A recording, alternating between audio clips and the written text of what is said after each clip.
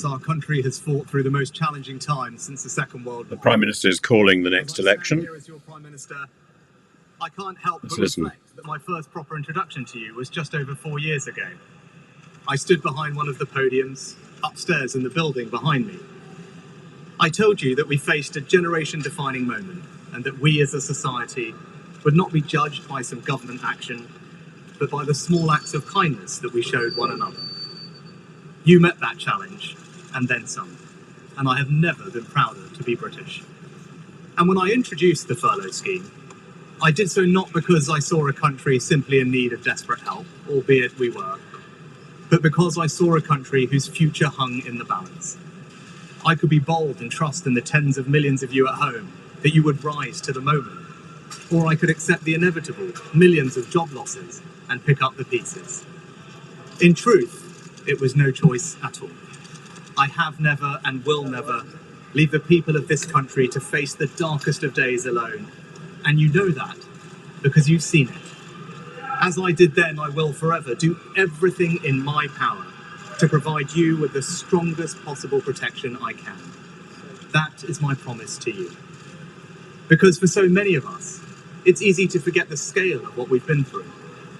We were hit by a pandemic that upended normal life.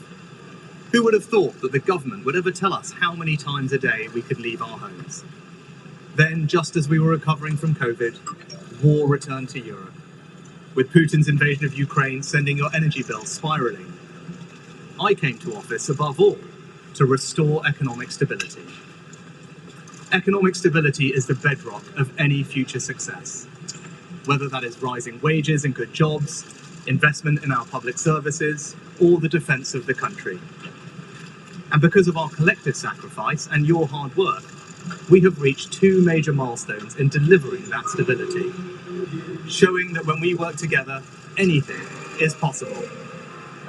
Our economy is now growing faster than anyone predicted, outpacing Germany, France, and the United States. And this morning it was confirmed that inflation is back to normal.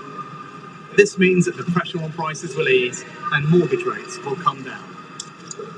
This is proof that the plan and priorities I set out are working. I recognise that it has not always been easy. Some of you will only just be starting to feel the benefits, and for some, it might still be hard when you look at your bank balance. But this hard-earned economic stability was only ever meant to be the beginning. The question now is how, and who do you trust to turn that foundation into a secure future for you, your family, and our country? Now is the moment for Britain to choose its future, to decide whether we want to build on the progress we have made or risk going back to square one with no plan and no certainty. Earlier today, I spoke with His Majesty the King to request the dissolution of Parliament. The King has granted this request, and we will have a general election on the 4th of July. This election will take place at a time when the world is more dangerous than it has been since the end of the Cold War. Putin's Russia is waging a brutal war in Ukraine, and will not stop there if he succeeds. That war has also made it all too clear the risk to our energy security. In the Middle East, the forces of Islamist extremism threaten regional and ultimately global stability. These tensions are exploited by extremists who seek to undermine our values and divide our society here at home. China. You can hear this extraordinary noise of Rishi Sunak trying to maintain poise, covered in water from the rain, and battling the noise of this music. These uncertain times call for a clear plan and bold action to chart a course to a secure future.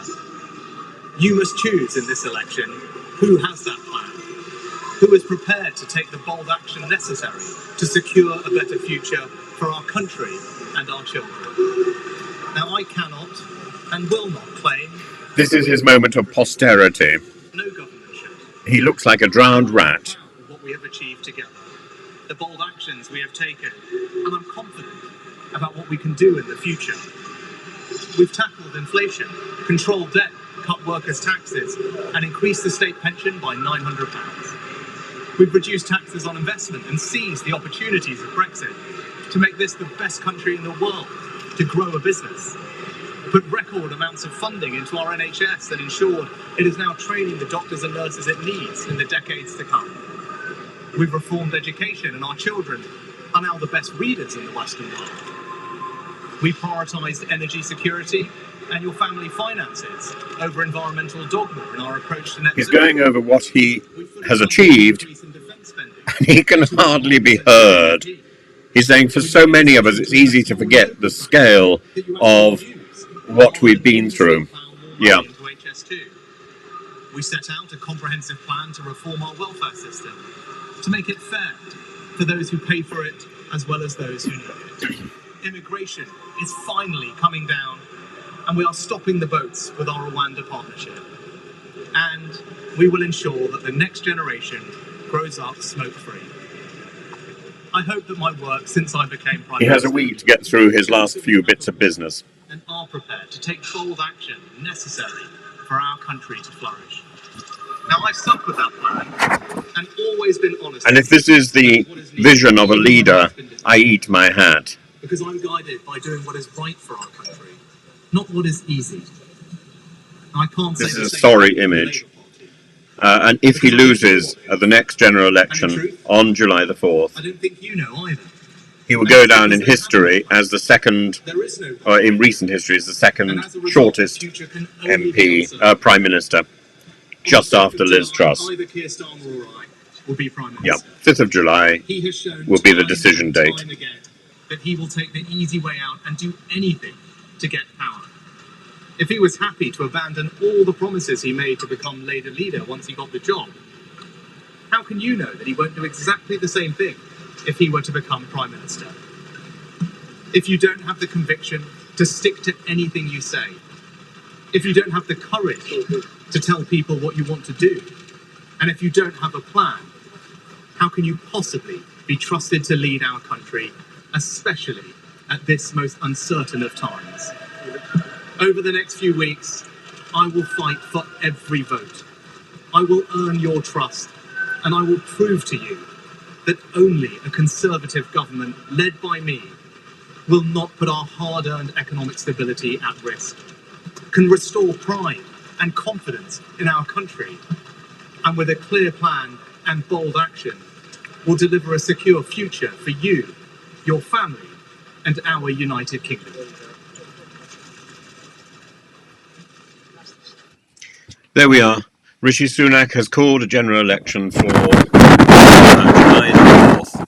And as I say, he will go down, I think, as one of the shortest prime ministers in history, beaten only by Liz Truss, who was in office for barely a month. And, you know, it will make Anthony Eden look as if he had lasted quite a long time before he went down with the Suez crisis. Rishi Sunak, I suspect, in history will go down with Rwanda. I wait to see what happens next. The Prime Minister will have about a week to clear up business. The civil service will have a week to clear up business, to make sure all the appropriate appointments are made before the entire business of government falls into purdah and no new announcements can be made, and the country trundles into election.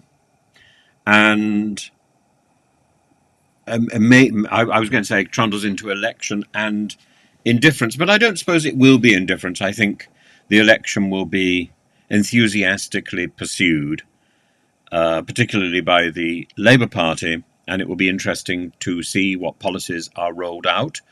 I would very much like to talk to candidates and sitting MPs who want to who want to get their message across. I think it would be interesting to hear people from all parties, and I will keep up a